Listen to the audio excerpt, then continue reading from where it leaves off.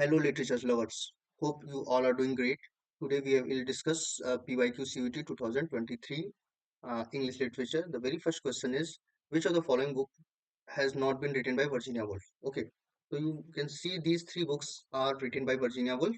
And this is her first book. Okay, ये उनका first novel है।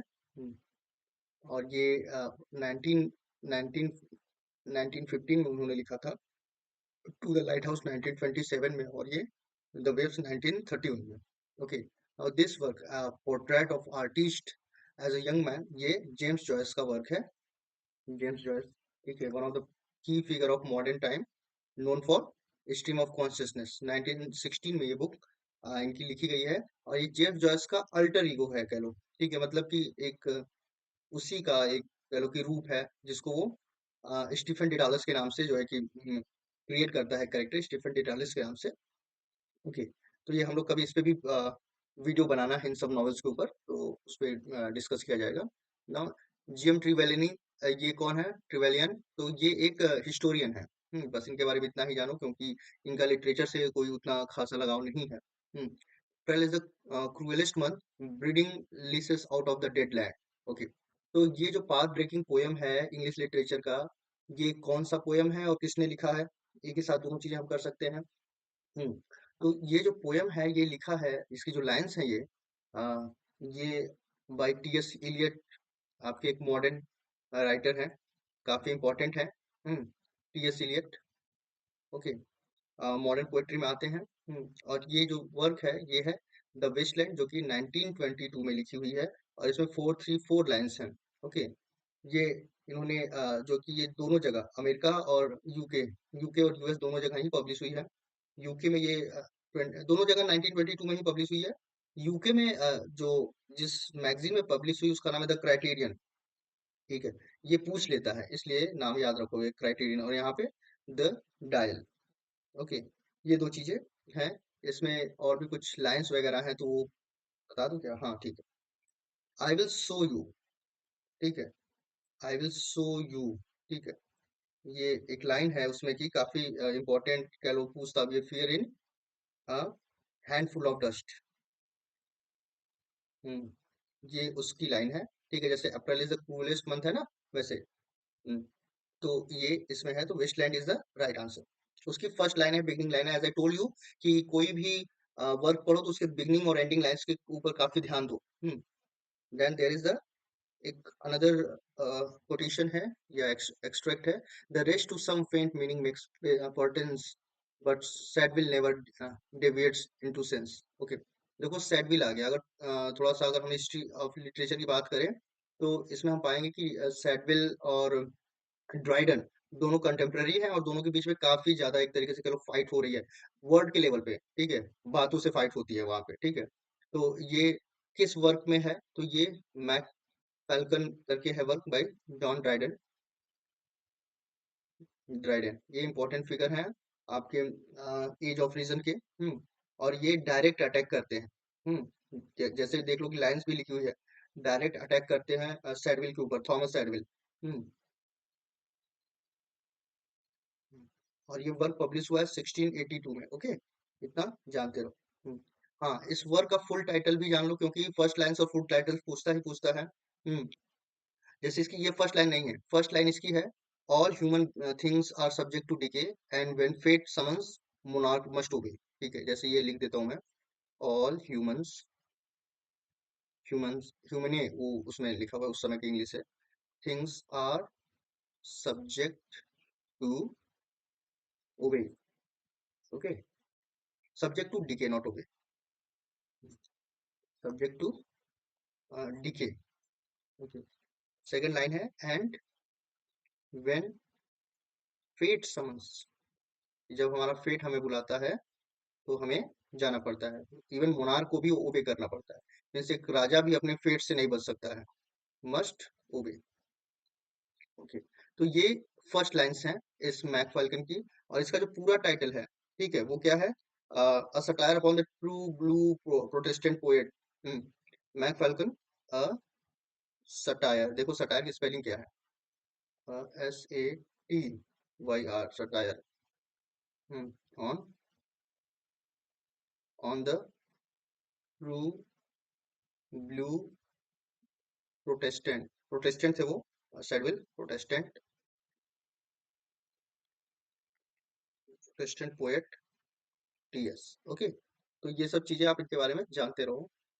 Now coming to next question which is uh, let us go then you and I when the evening is spread out against the sky। ये line T.S.. Elliot के एक main important poetry का है, जो है कि the love song of J Alfred Prufrock, जो कि 1915 में पब्लिश हुआ है। और इसको टी.एस. इलियट ने लिखा है, और ये फिर एक बार पहले तो ये एक मैगजीन में पब्लिश होता है, अब मैगजीन ऑफ वर्ड्स करके उसका नाम है। हम्म उसमें पहले पब्लिश होता है, फिर उसके बाद अलग से ये कलेक्शन लेकर आते हैं, ठीक है, एंथोलॉजी कह लो, जिसमें इसका टाइटल रहता है उस वर्क का, proof of and other observation. ठीक है, उसमें ये आपको मिलता है। हम्म और ये 1917 में फिर से रिपब्लिश होता है। ठीक है, तो ये उसकी स्टार्टिंग लाइन से याद रखना इसको। Now six question is which of the following book is not written by Virginia Woolf. ये तो हमने किया है, ठीक है, तो ये सिक्स ऑप्शंस रहते हैं। सेवेंथ क्वेश्चन है कि match the following. The second coming किसका लिखा हुआ है? The Waste Land, the road not taken, the tiger. Okay, तो second coming is written by W B Yeats. ठीक है, ये 1920 में उन्होंने लिखा था। द वेस्टलैंड अभी हमने बात किया, टी एस इलियट का लिखा हुआ है 1922 में। Okay, road not taken Robert Frost का काफी कह लो कि फेमस पोएम है। फिर जो बचा टाइगर टाइगर, वो है विलियम ब्लैक का। ओके, तो उस हिसाब से देख लो कौन सा ऑप्शन सही होगा। फर्स्ट का सी दो में है, सेकंड का ए, सेकंड का भी ए एक में है, तो ये ए ऑप्शन सही हो जाएगा। ओके, क्वेश्चन नंबर 8 है कि which of the following play has not been written by George Bernard Shaw. Okay, तो इसमें से कौन सा प्ले बर्नार्ड शॉ ने नहीं लिखा है? हम्म तो इसमें ऑप्शन सेम आ गए कैसे यार? ओके, कोई बात नहीं, नेक्स्ट क्वेश्चन चलते हैं। कि क्वेश्चन है a dictionary of English language was written by. ठीक है, तो इंग्लिश लैंग्वेज डिक्शनरी हम लोगों ने बहुत बार बात किया हुआ है कि ये किसने लिखा हुआ है, बहुत इंपॉर्टेंट राइटर है, तो वो है सैमुअल जॉनसन, और 1755 में उन्होंने ये वर्क लिखा है। Now question number 10, the Faerie Queene has been written by. Faerie Queene किसने लिखा है? तो ये एक एपिक पोएम कह सकते हो है। बड़ा एपिक नहीं, लेकिन एपिक पोएम ही है। ठीक है, और ये 6 बुक्स में लिखा हुआ है। ओके, और इसको लिखा है आपके एडमंड स्पेंसर ने। हम्म और ये पब्लिश हुआ है 1596 में। ओके, बेसिकली ये दो बार में पब्लिश हुआ है, दो तीन तीन बुक्स करके। जैसे 1 2 3 जो बुक्स हैं वो 1590 में पब्लिश हुई, फिर 4 to 6 जो है 1596 में अलॉन्ग विद दिस, क्योंकि वो भी पब्लिश हुई, तो हम 1596 ही मान के चलते हैं। Next poem, next question sorry, what do the following place have in common. ठीक है, चार प्ले के नाम है, उनमें चारों में कॉमन क्या है? Like the way of the world, she stoops to conquer, the importance of being earnest, Pygmalion. Okay, तो ये चारों प्ले ही अलग अलग राइटर्स ने लिखे हैं, लेकिन ये चारों प्ले कॉमेडी ऑफ मैनर्स जो है कि इसमें कॉमन है। ठीक है, कि लोग अपने मैनर से हंसा रहे होते हैं, अपने तरीके से, अपने कैरेक्टर से हंसा रहे होते हैं उसी को। जैसे वे ऑफ द वर्ल्ड किसने लिखा है? तो कॉनग्रीव ने, विलियम कॉनग्रीव ने लिखा हुआ है। हम्म कब लिखा था? तो आई थिंक 1700 में लिखा हुआ है। ठीक है, she stoops to conquer, Oliver Goldsmith ने लिखा हुआ है। हम्म ये उन्होंने लिखा है कब? 1773 में। ठीक है, पिग्मेलियन जीबी सॉ का है। हम्म ये 1912 में लिखा हुआ है। इम्पोर्टेंस ऑफ बीइंग अर्नेस्ट, ये लिखा है ऑस्कर वाइल्ड ने। ऑस्कर वाइल्ड का ये प्ले है, ये 1895 में लिखा हुआ है। और ये सभी प्लेस जो हैं वो कॉमेडी ऑफ मैनर्स में लिखे हुए हैं। ठीक है, उस तरीके की कॉमेडी है। now preface to lyrical ballad was published in। okay, now ये थोड़ा सा इंपॉर्टेंट हो जाता है। अगर सिंपली क्वेश्चन पूछता कि lyrical ballad was published in, ठीक है, अगर lyrical ballad पूछेगा तो हम लगाएंगे 1798। But preface to lyrical ballad पूछा हुआ है, ये दूसरा वर्क है एक तरीके से कह लो, तो वो 1800 में है, रिवाइज्ड वर्जन है लिरिकल बैलेट का, विद एक प्रिफेस भी उसमें एड ऑन होता है। उसमें ही पोएट्री का डेफिनेशन देते हैं, Wordsworth poetry is the spontaneous overflow of powerful feelings, या हाँ, ठीक है, तो वो इमोशंस या फीलिंग्स वो आपको प्रीफेस टू लिरिकल बैलेंस में मिलता है, जो कि 1800 में पब्लिश हुआ है। इसमें एसटी कॉलेज और विलियम वर्ड्सवर्थ लिख रहे होते हैं। ओके, नेक्स्ट क्वेश्चन कि Gorboduc the first English tragedy has been written in. ठीक है, तो गॉर्बोडक पहली ट्रेजेडी है इंग्लिश लिटरेचर में, और इसको लिखा किसने है? तो Thomas Norton. Thomas Norton and Thomas Sedwill, दोनों का नाम थॉमस से स्टार्ट होगा। And Thomas Sackville, not Sedwill. Okay, Sackville. और ये पब्लिश हुआ है 1561 में। अब ये जो नॉर्टन है, इन्होंने पहले 3 एक्ट्स लिखे हुए हैं, ठीक है। और सेकविल ने लास्ट के 2 एक्ट्स लिखे हुए हैं। ओके, ये भी पूछ लेगा कि पहले 2 एक्ट्स, फर्स्ट 3 एक्ट्स किसने लिखे हैं, ठीक है। तो ये सब आपको पता होना चाहिए। और ये लिखा गया है ब्लैंक वर्स में। ओके, और ये मान लो कि फर्स्ट ड्रामा है जिसने ब्लैंक वर्स में लिखा है, ठीक है। तो first drama to be written in blank verse, वो भी याद रखना, to be written in blank verse. Okay, ये भी आप याद रखोगे। तो ये गॉर्गोडक है। Next question, match the following करना है। यहाँ पे कुछ पोएम्स के नाम दिए हुए हैं और उसके साथ उनके राइटर्स के नाम या पोएट्स के नाम दिए हुए हैं। तो essay on man Alexander Pope का है, जो कि इन्होंने लिखा था 1733-34 के अराउंड। Okay, the Faerie Queene Edmund Spenser का है। ये इन्होंने 15, अभी हमने बात की, 1596 में लिखा है। हार्ड टाइम्स चार्ल्स डिकेंस का एक नॉवेल है जो कि 1854 में उन्होंने लिखा था। और जॉन किस्ट का हाइबरियन, ये उन्होंने 1820 में लिखा हुआ है। ओके, तो इस हिसाब से आई थिंक ऑप्शन 3 कौन सा सही होगा, देख लेना। 4 का अपने से देख लेना उसमें कौन सा सही होने वाला है। Now printing press was setup in England in, ठीक है। प्रिंटिंग प्रेस कब इंग्लैंड में सेटअप हुआ है, तो 1476 बहुत इंपॉर्टेंट डेट है, ये याद रखोगे आप। और ये किसने सेटअप किया था, तो विलियम कैंगस्टन नाम के एक पर्सन है, इनका नाम भी याद रखोगे। ठीक है, विलियम कैंगस्टन। ओके, इन्होंने ही फर्स्ट टाइम ये सेटअप किया था इंग्लैंड में printing press. Who is the central protagonist as well as the narrator in the राजाज Rao the serpent and the rope, ठीक है। तो सर्पेंट एंड द रोप जो है कि बेटा आपका 1960 में पब्लिश हुआ है, और 1964 में इसको साहित्य अकादमी मिला हुआ है। हम्म साहित्य अकादमी का अवार्ड मिला हुआ है, ठीक है। तो ये जानते रहोगे आप। और इसका जो कैरेक्टर है रामा, या रामा स्वामी भी इसका नाम है, इसको ही आपको ये प्रोटोगोनिस्ट है और नरेटर भी है। नेक्स्ट क्वेश्चन, कि who wrote the lines, O east is east and west is west and never the twain shall meet. Okay, कि मतलब ईस्ट ईस्ट है, वेस्ट वेस्ट है, और दोनों एक दूसरे से कभी मिल नहीं सकते हैं। तो ये ईस्टर्न और वेस्टर्न वर्ल्ड की बात हो रही है। तो रुडयार्ड किपलिंग ने ये वर्क लिखा हुआ है। और इसका वर्क का जो जिस वर्क से ये लाइन ली गई है, उसका नाम है the ballad of east and west. The ballad, ballad पे जल्दी ही वीडियो आने वाला है। The ballad of east and west, ये 1889 में इन्होंने लिखा था, जिसमें ये लाइन उन्होंने लिखी है। Coming to next. हाँ, Aziz is the central character in E M Forster's. Okay, तो अजीज एक कैरेक्टर है द पैसेज टू इंडिया में, अ पैसेज टू इंडिया में, जो कि 1924 में आया हुआ है। ये ईएम फॉस्टर का एक बहुत इंपॉर्टेंट नॉवेल रहा है। और इसमें इन्होंने जो कोलोनाइजर्स का जो मेंटालिटी है उसके ऊपर कह लो कि एक तरीके से अटैक किया हुआ है। अच्छी नॉवेल है, पढ़ना इसको जरूर। Malgudi is a fictional town convinced by, ठीक है, कंसीव्ड बाय, ठीक है। तो ये फिक्शनल जो प्लेस है, इसको एक रीजनल नॉवल भी कहते हैं, रीजनल नॉवलिस्ट भी कहते हैं, जो कि ऐसे वर्क लिखते हैं।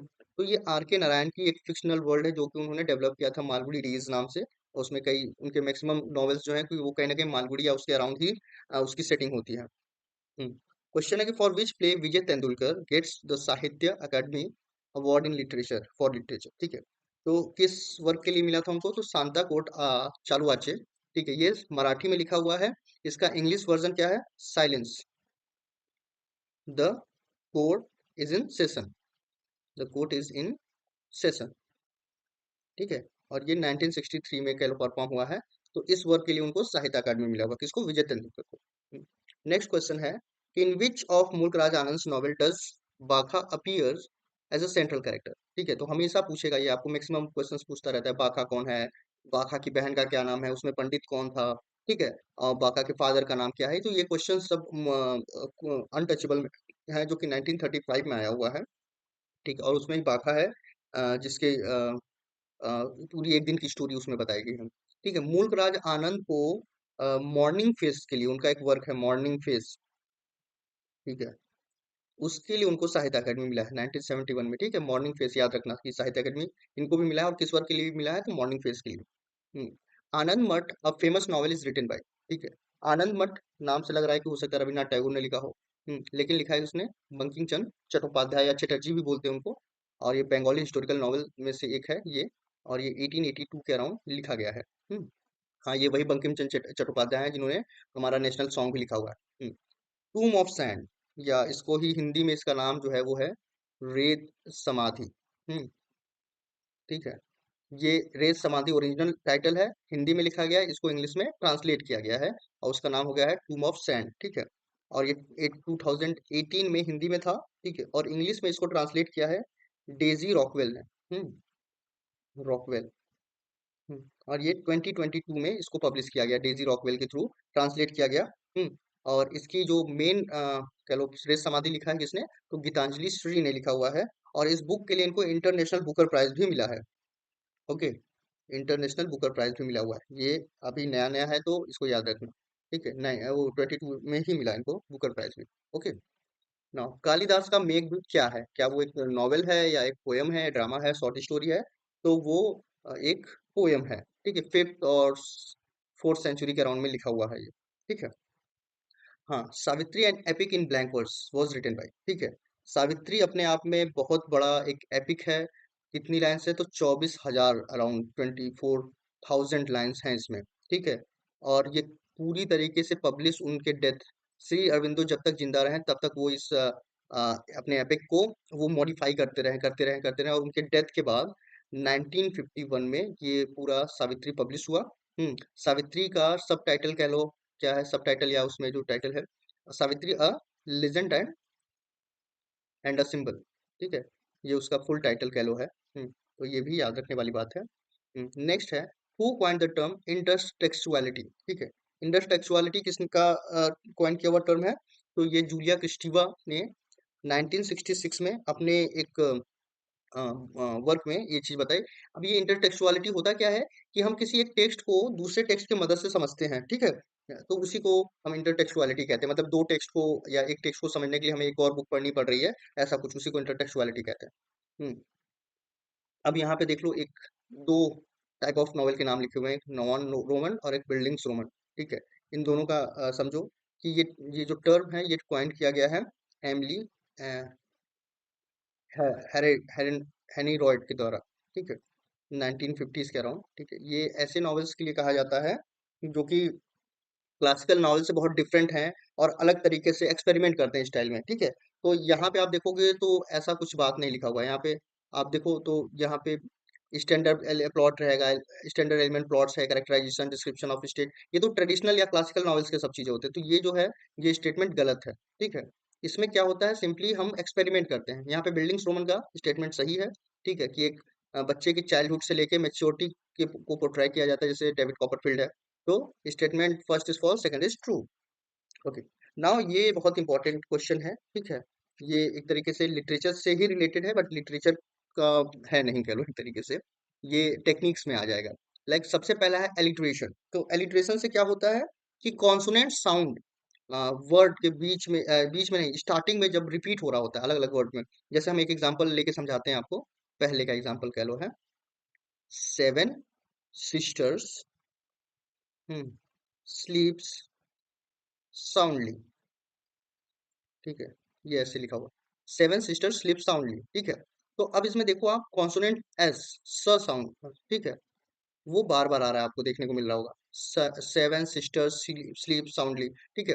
तो ऐसा कोई एक ऐसा सेंटेंस या ऐसी वर्ड्स या पोइट्री जिसमें बार बार कॉन्सोनेंट साउंड पहली वर्ड के पहला, हर एक वर्ड के पहला जो साउंड है वो रिपीट कर रहा हो, तो उसी को हम लोग कहते हैं क्या, नियर बाई। जरूरी नहीं कि एक के बाद एक ही हो सकता है बीच में ऑफ इन कुछ भी लगा होगा, लेकिन फिर बाद में भी वो रिपीट कर रहा है। तो ऐसे को हम लोग बोलते हैं एलिट्रेशन। ठीक है। ये है repetition of speech of some sequence of nearby words. ठीक है। और ये कॉन्सोनेंट होगा, याद रखना। ठीक है। ये क्या होगा, कॉन्सोनेंट होगा। ओके। नाउ दूसरा है एजोनेंस। ठीक है। एजोनेंस भी वैसा ही कुछ है। सेकंड का एग्जांपल लेके हम बताते हैं आपको। ठीक है। सेकंड में क्या है, he eats eats the sweet treat. He eats sweet treats. ठीक है। तो यहाँ पे आप देख रहे हो, ए ई ई जो है कि बार बार रिपीट हो रहा है ना, वॉवेल साउंड रिपीट हो रहा है। ठीक है। तो और वो बीच में हो रहा है, जरूरी नहीं कि पहले हो। ठीक है। तो एजोनेंस में क्या होता है, वॉवेल साउंड रिपीट होता है, वो भी वर्ड्स के बीच में। तो इसको हम लोग वो रिपीटिशन हो रहा है बार बार एजोनेंस में। ठीक है। तो वो रिपीटिशन ऑफ आइडेंटिकल और सिमिलर वॉवेल्स। ठीक है। Yeats sweets treats. ओके।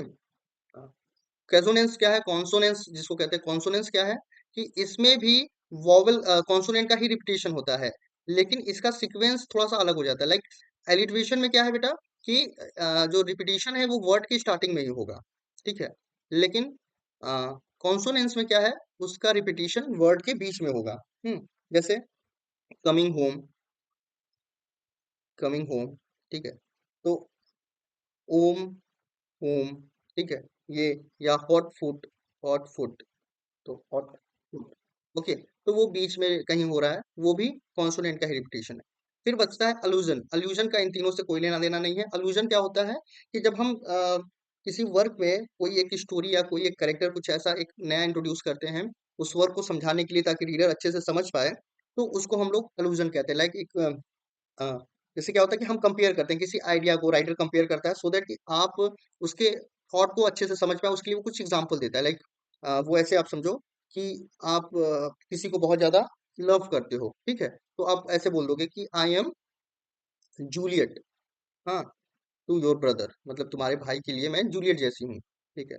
तो जूलियट जो है एक अल्यूजन हो गया कि ये हमने रोमियो जूलियट शेक्सपियर का है, उससे हम लोगों ने, या हम बोलते हैं ना कि बड़ा हीर या रांझा बन रहे हो, तो हम वो अल्यूजन ला रहे हैं, ठीक है, हम उस अपने बात को कहने के लिए कुछ स्टोरी या किसी कैरेक्टर या किसी आइडिया को हम इंट्रोड्यूस करते हैं, तो वही अल्यूजन है।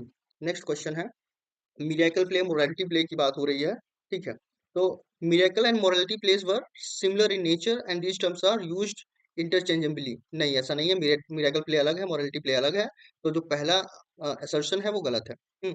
Miracle place are religious in nature, dealt with themes such as fall of man, life of Christ, etc., while morality plays came later and their character were personified abstraction taken from sacred text, ठीक है, तो first option गड़बड़ है, second सही है, तो ये four option हो सकता है इसका। नेक्स्ट है, ये चार तरीके के क्रिटिसिज्म के नाम दिए हुए हैं। और इसमें से कौन सा कौन किसका है ये दिखाना है, बताना है। तो सबसे पहला है न्यू क्रिटिसिज्म, ठीक है, न्यू क्रिटिसिज्म 1940s में एक बुक आई थी जॉन क्रो रैनसम की, रैनसम की बुक आई है, रैनसम, इसी नाम से द न्यू क्रिटिसिज्म। उसके बाद ये जो है कि स्टार्ट होता है। क्या हो गया भाई, ओके, इसमें ये क्या होता है कि the concern of literary criticism with the detailed consideration of the work itself. मतलब इसमें क्या होता है कि कोई टेक्स्ट होता है, ठीक है, उस टेक्स्ट में जो भी चीजें हम उसको क्रिटिक करते हैं उसका राइटर कौन है या किस बैकग्राउंड, किस हिस्टोरिकल बैकग्राउंड में लिखा गया, उससे हमसे मतलब नहीं होता। हम केवल और केवल टेक्स्ट के ऊपर फोकस करते हैं, ठीक है। राइटर कौन है उसका, कौन किसने क्या किस लिटरेरी बैकग्राउंड से आता है, वो सोशियो पॉलिटिकल सिनारियो क्या था, इट डजेंट मैटर, ठीक है, we just fully focused on text itself, ठीक है, टेक्स्ट के ऊपर ही फोकस रहता है न्यू क्रिटिसिज्म में।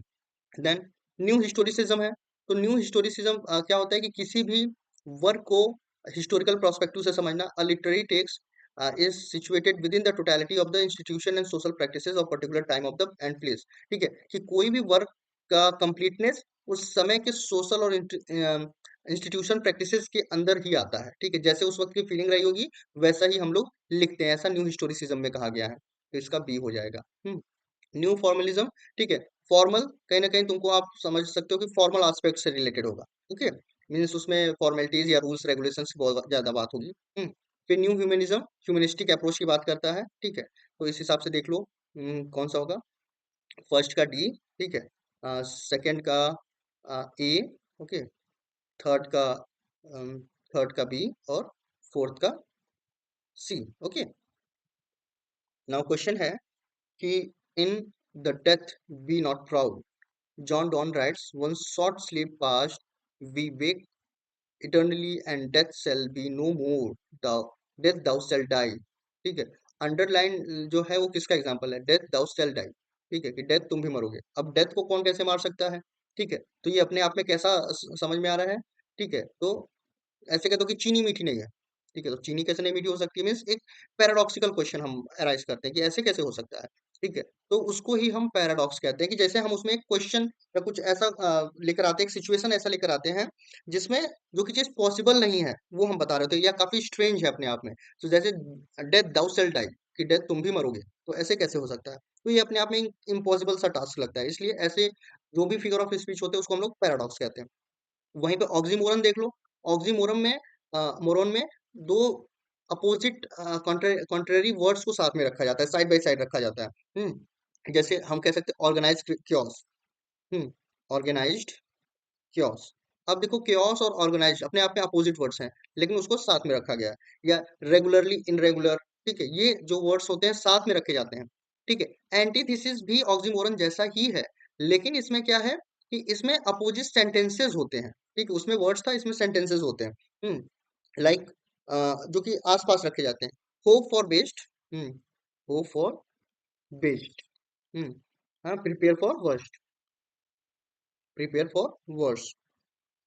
ठीक है। अब यहाँ पे देखो दो सेंटेंस है, दोनों अपोजिट है। होप फॉर बेस्ट पॉजिटिव है, प्रिपेयर फॉर वर्स्ट नेगेटिव है। तो दोनों को साइड बाय साइड एक ही सेंटेंस में रखा गया है। ऐसे को हम लोग एंटीथेसिस कहते हैं। वही आयरनी क्या होता है कि हम ऐसे सिचुएशन में ले आते हैं कि जहाँ पे हम कुछ करना चाहते हैं और हो कुछ और जाता है। जैसे हम किसी पर्सन को हम रास्ता क्रॉस कराना चाहते हैं, तब तक पता चला ठोकर लगा और हम उसको रास्ते में ही गिरा दिए। ओके, तो ऐसा कुछ होता है, तो उसको हम लोग बोलते हैं क्या, आयरनी। नेक्स्ट क्वेश्चन है कि French was dash French dash was inaugurated in 1950s by cultural anthropologist Claude Levi Strauss. ठीक है, तो फ्रेंच स्ट्रक्चरलिज्म की बात वो करते हैं, जो कि 1960s के अराउंड स्टार्ट हुआ था। स्ट्रक्चरलिज्म पे वीडियो अलग से बनेगा, ठीक है, तो उसके लिए टेंशन मत लीजिए अभी। आज का लास्ट क्वेश्चन है कि the graphic novel is a term used in 1970s to denote work in which the narrative is told. ठीक है, देखो ग्राफिक नॉवेल है, ग्राफिक कहीं ना कहीं पिक्चर से रिलेटेड होता है। ठीक है, तो उसमें क्या होता है कि वर्ड्स, केवल केवल वर्ड्स नहीं रहेंगे, उसमें पिक्चर्स भी रहता है। ठीक है, उसको कॉमिक्स से तुम जो है कि कनेक्ट मत कर लेना, वो अलग होता है। तो इसमें इल्यूस्ट्रेशंस और वर्ड्स दोनों होते हैं। ठीक है, रिलीजियस पेंटिंग्स नहीं होती हैं या टेक्निकल ड्राइंग भी नहीं होता है। तो ये होता है ग्राफिक नॉवेल। ठीक है, ये टर्म जो है कि क्वाइन किया है रिचर्ड कायली ने। रिचर्ड कायले ने ये 1964 में। ठीक है, तो ये ग्राफिक नॉवेल हो गया। ठीक है, तो आज के लिए इतना ही, मिलते हैं नेक्स्ट वीडियो में। Thank you.